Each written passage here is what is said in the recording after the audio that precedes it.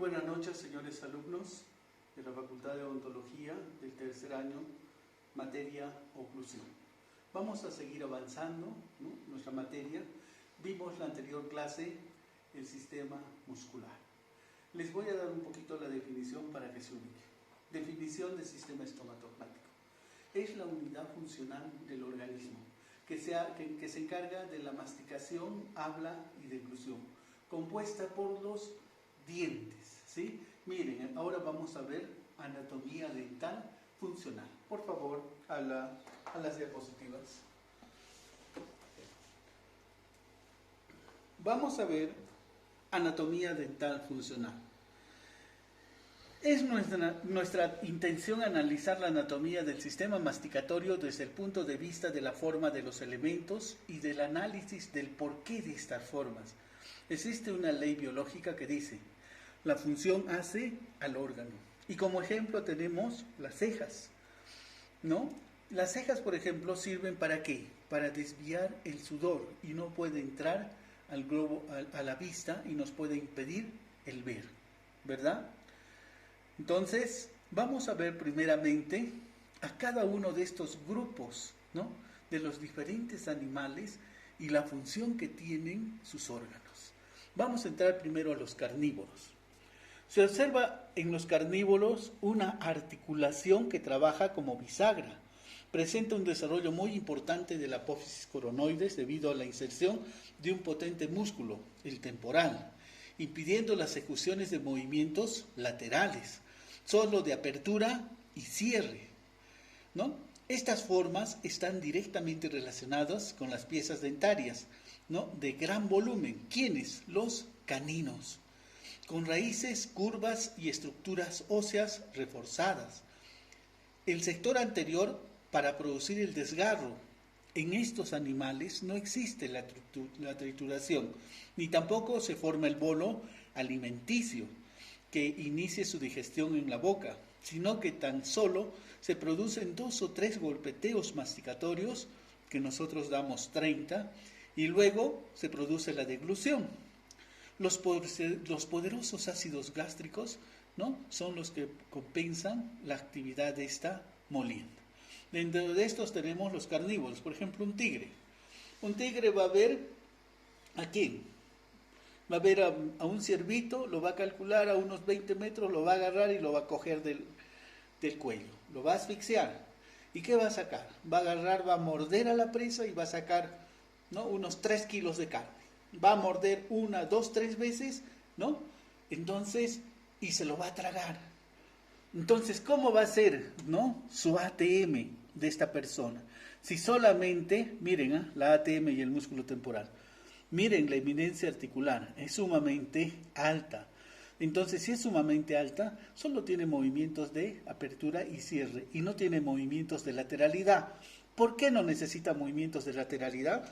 Porque los ácidos gástricos se van a encargar ¿de qué? De su descomposición. La función hacia el órgano. ¿Qué tienen desarrollado? Los caninos. ¿Para qué? Para desgarrar la sangre. ¿Cómo es su ATM? ¿No? Con una eminencia articular bien desarrollada. Muy bien, vamos a pasar al siguiente grupo de animales. Otros son los roedores. La diferencia masticatoria respecto a los carnívoros se basa justamente en el tipo de alimentación y en la función que debe realizar para su ingestión. Estos animales, su alimentación consiste en cereales, deben tener sus estructuras óseas y musculares y articulares y dentarias. ¿Quiénes están desarrollados? ¿Qué grupo de dientes? Los incisivos, con características que le permitan eliminar el envoltorio antes de ingerir el alimento y aprovechar el grano de almidón que hay en su interior. Necesitará no solo movimientos de apertura y cierre, sino también un movimiento antero-posterior para triturar el grano. Su ATM tendrá cóndilos dispuestos en sentido mesiodistal y su superficie articular será plana. ¿Se dan cuenta? El músculo encargado de este movimiento es el pterygoideo externo. Ya hemos dicho, el músculo pterygoideo externo, ¿qué acción tiene? Movimientos de protrusión, retrusión y lateralidad. En este maxilar hay un notable desarrollo de los incisivos. Miren, los roedores. ¿Qué grupo dentario tienen desarrollado? Los incisivos. ¿Para qué? Para poder pelar el grano, ¿no? Y aprovechar el almidón que hay adentro. Porque si no lo pelechan, lo va a hacer tal lo comió el ratón. Muy bien. ¿Cómo es su ATM? Con una eminencia articular, ¿sí? Poco desarrollada. ¿Para qué? Para hacer los movimientos anteroposteriores y de lateralidad, para pulverizar este grano de almidón. La función hace al órgano. Los rumiantes. Estos se alimentan de vegetales, cuya digestión es aún más difícil que de las proteínas, como las carnes, ¿no? Y los almidones, como los roedores. Y por lo tanto existe una gran molienda durante largos periodos, para lo cual se necesita una importante actividad masticatoria. Existe un grupo de músculos fuertes y cortos que pueden trabajar en forma continua durante mucho tiempo, a saber, los maceteros y los pterigoideos, ¿no? Tanto el pterigoideo interno como el externo. Esta forma de alimentación se complementa con una salivación abundante y articulaciones temporomandibulares que permiten amplios movimientos de lateralidad, ¿sí? Miren, o sea, los rumiantes, ¿sí? Las vacas, todo eso, ¿no? ¿Cómo tienen sus superficies? Si nosotros fuéramos rumiantes, tuviéramos así nuestras superficies de nuestras caras oclusales, totalmente planas. ¿Por qué? Porque ellos comen la hierba o los pastos y están todo el tiempo moliendo. ¿Con qué movimientos? Anteroposteriores, ¿sí? Entonces estos movimientos anteroposteriores y de lateralidad van a hacer que estas superficies oclusales sean planas, ¿sí? Entonces, ¿cómo es su ATM? Plana, su eminencia articular es plana, porque está permitiendo movimientos laterales y anteroposteriores. Entramos ahora a otro grupo donde estamos nosotros, que somos omnívoros. ¿Por qué? Porque nos alimentamos ¿de qué? De carne, como los carnívoros, ¿no? De granos, como los roedores, y de hierbas, ¿no? O de verduras, como los rumiantes. Entonces, el ser humano cuya alimentación es muy variada, por eso se llama omnívoro, y por lo tanto exige la coordinación de las características de tres grupos que acabamos de analizar. Esto explica la complejidad que tiene este sistema, no solo en relación con los dientes, sino también con el resto de los elementos que componen este sistema masticatorio. Estudiaremos la anatomía aplicada de cada uno de estos elementos, para luego interrelacionarlos entre sí y después comprender este principio biológico básico que dice la función hace al órgano, ¿sí? Y aquí tenemos un resumen. Los carnívoros, apertura y cierre. Grupo desarrollado, caninos. Los roedores, protrusión, lateralidad. Grupo desarrollado, incisivos. Eminencia articular, plana, aquí es alta. Herbívoros, lateralidad, protrusión, retrusión. Eminencia articular, plana, ¿sí? Muy bien. Vamos a seguir en anatomía dental aplicada en el análisis de las formas individuales de cada una de las piezas dentarias. Comenzaremos por analizar en forma independiente las características individuales de los distintos grupos dentales, es decir, los anteriores, ¿no? Incisivos, medios, premolares y posteriores, los molares, tanto del maxilar superior como del maxilar inferior. A la vez, en cada uno de ellos consideraremos la porción coronaria, la porción radicular y su relación con el hueso maxilar, ¿no? Áreas coronarias. Vamos a ver primero las coronas. Para estudiar mejor estas piezas se las puede clasificar de acuerdo a la forma que tienen y con la función que realizan. En el grupo incisivo. Se caracterizan por trabajar como verdaderas tijeras, cortando el alimento, ¿no? ¿Por qué se llaman incisivos? Porque inciden. ¿Qué quiere decir incidir? Cortar. Pasamos al otro grupo, los caninos. Penetran dentro de cierto tipo de alimentos demasiados fibrosos y lo desgarran, ¿no? Por eso son los más prominentes y con raíces potentes. ¿Por qué? Porque una función general es el desgarrar.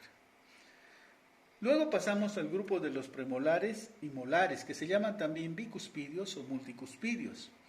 Poseen un aumento del área oclusal, con la aparición de ciertas unidades de oclusión específicas, como las cúspides, ¿verdad? Estampadoras, que aplastan el alimento contra la fosa antagonista, con lo que comienza la formación del bolo alimenticio. Las formas de las caras oclusales de los dientes posteriores son importantes en el proceso de la masticación. Debe tener lugar en forma paulatina y creciente, dado que existen poderosos grupos musculares que elevan la mandíbula y realizan la mayor cantidad de fuerza durante el acto masticatorio. Básicamente la cincha maceterina, formada ¿por qué? Por el músculo macetero y el pterigoideo interno. ¿Se acuerdan? La inserción de estos dos músculos y su forma eran casi similares. Es por eso que el macetero es el músculo, ¿no?, preferentemente masticatorio. ¿Por qué? Porque su actividad está aumentada por el pterigoideo interno.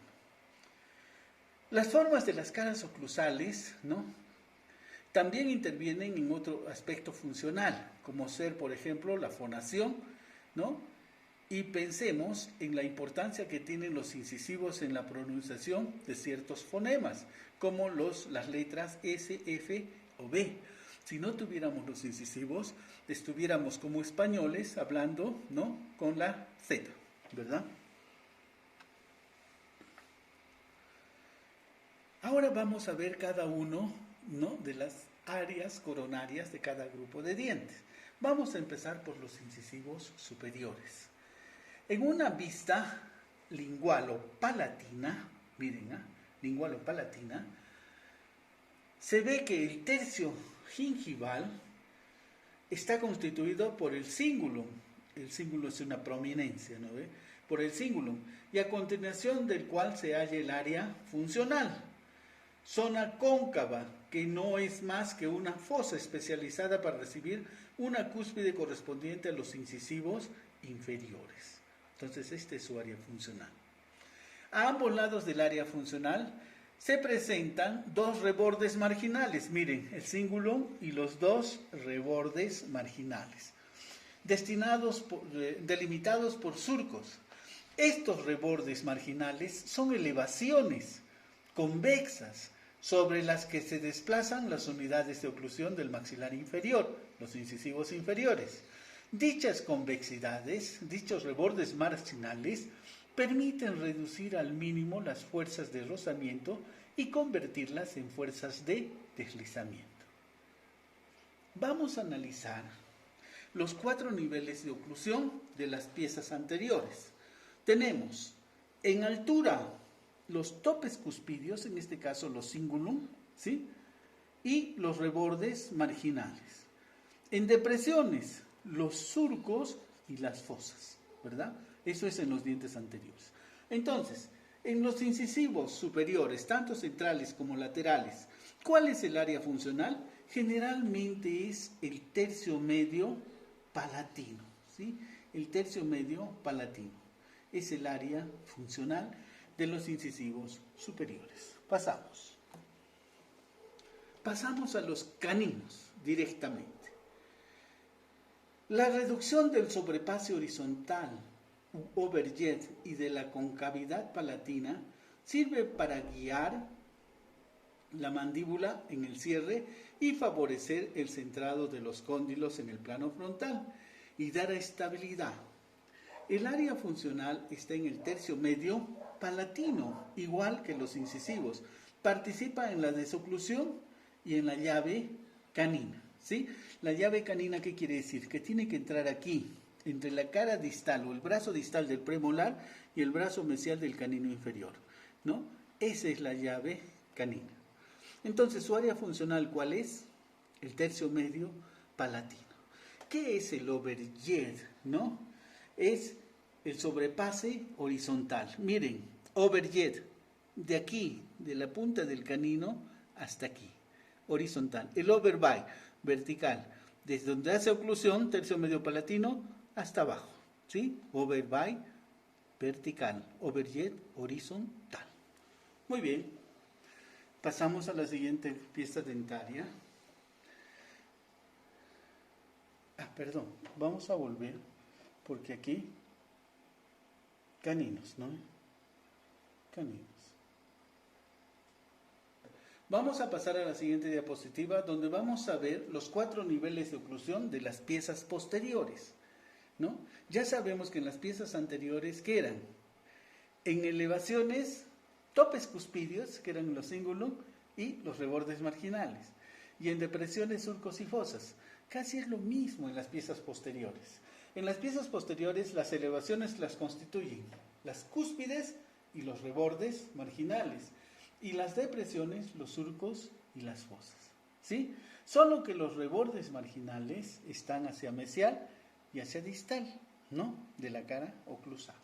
Muy bien, vamos a ver algunos aspectos para poder entrar en la anatomía dental funcional de cada una de estas piezas. Primero vamos a ver las cúspides estampadoras de apoyo o de soporte.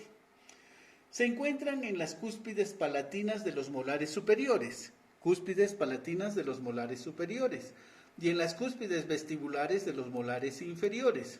Son las que mantienen los contactos, ¿no? Determinan la dimensión vertical. Las cúspides de corte o de tijera se encuentran en la cúspide vestibular de los molares superiores y en la cúspide lingual de los inferiores. Son responsables del corte de los alimentos.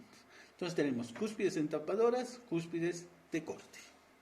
Tenemos también los 4 niveles de oclusión. Vamos a ver ahora algunas estructuras que encontramos en la cara oclusal de las piezas posteriores.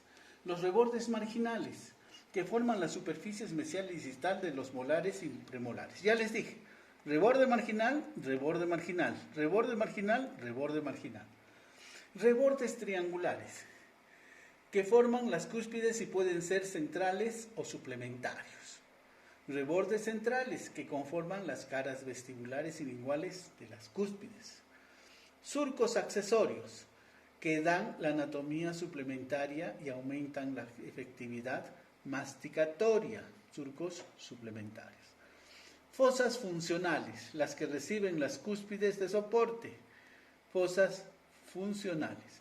Fosas suplementarias, colaboran en el proceso de la masticación. Surco principal o surco de desarrollo. Van de mesial a distal, se llaman también surco anteroposterior, surco de trabajo y surco de balanza u orbitación, puesto que su objetivo principal es permitir el escape de las cúspides respectivas en alguno de estos movimientos. ¿Sí? Entonces los surcos principales, estos serían los surcos accesorios. Están llamando.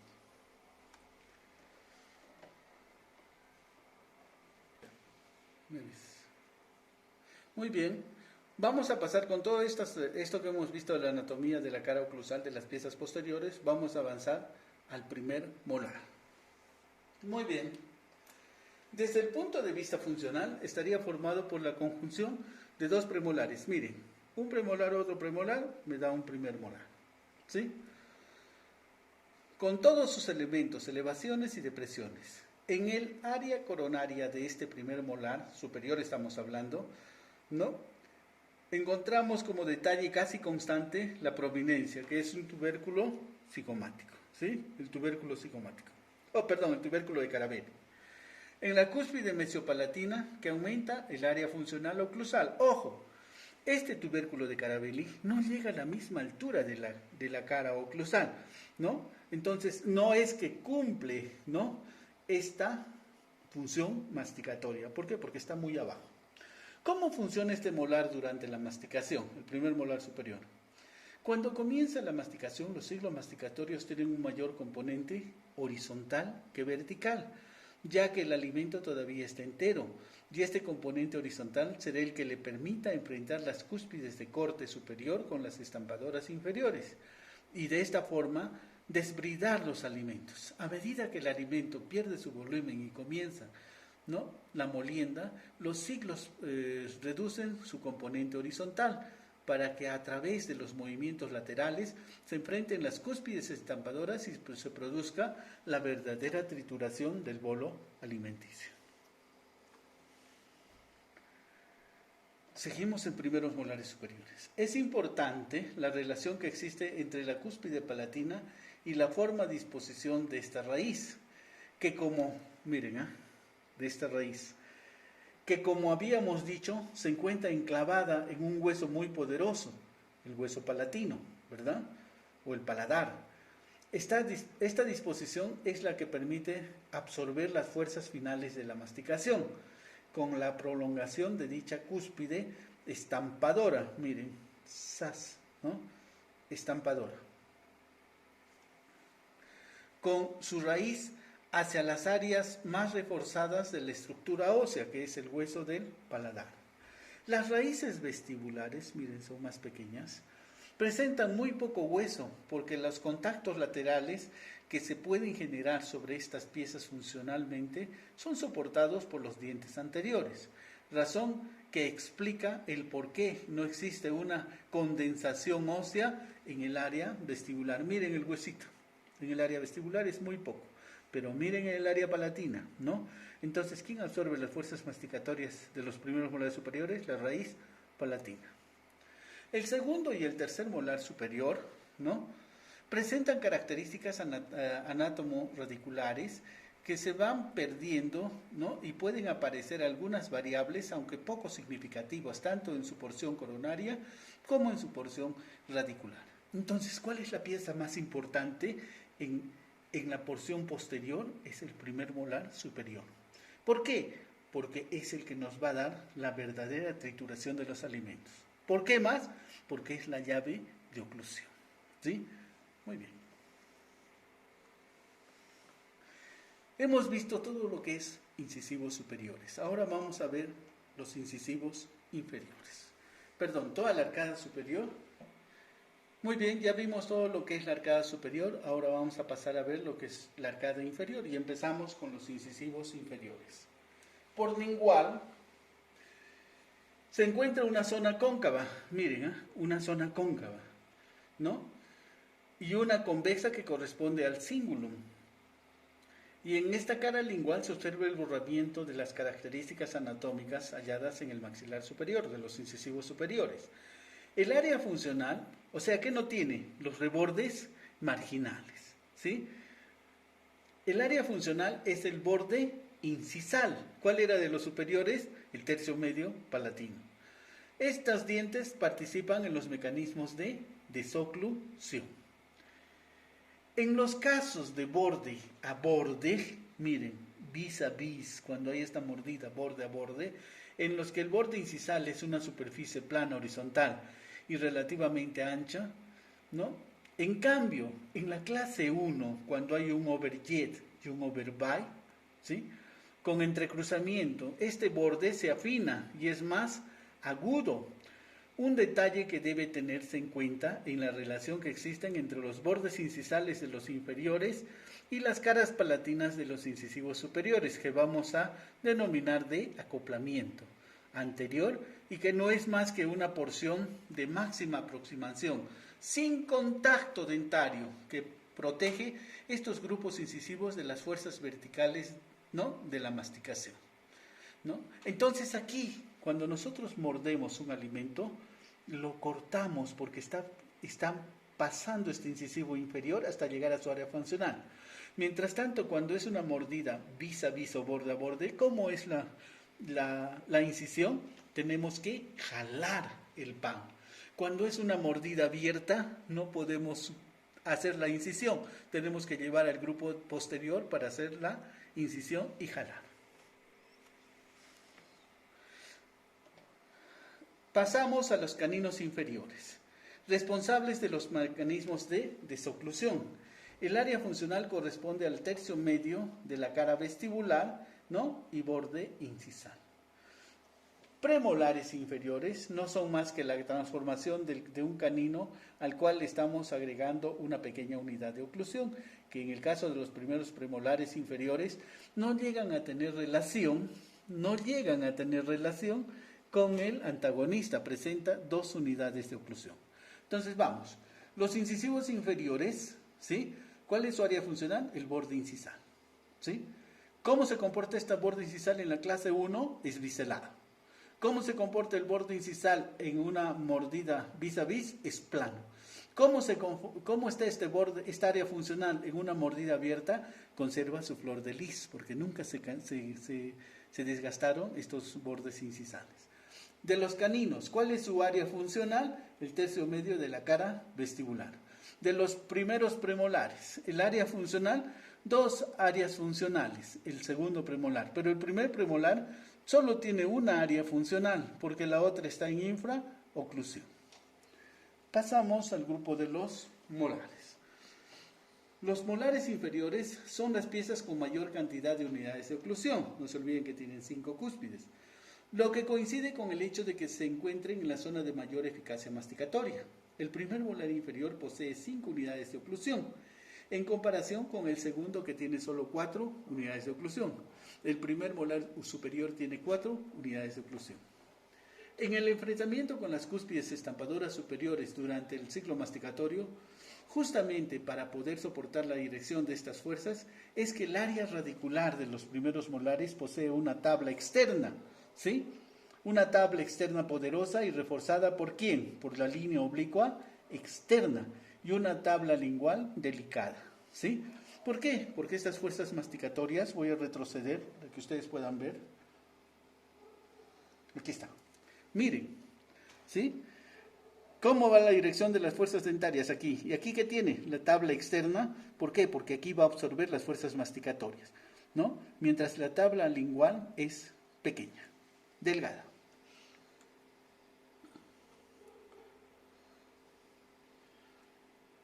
Quedamos aquí para la siguiente clase ver las llaves de oclusión de Andrews, ¿sí? Muy bien, muy buenas noches, hasta mañana.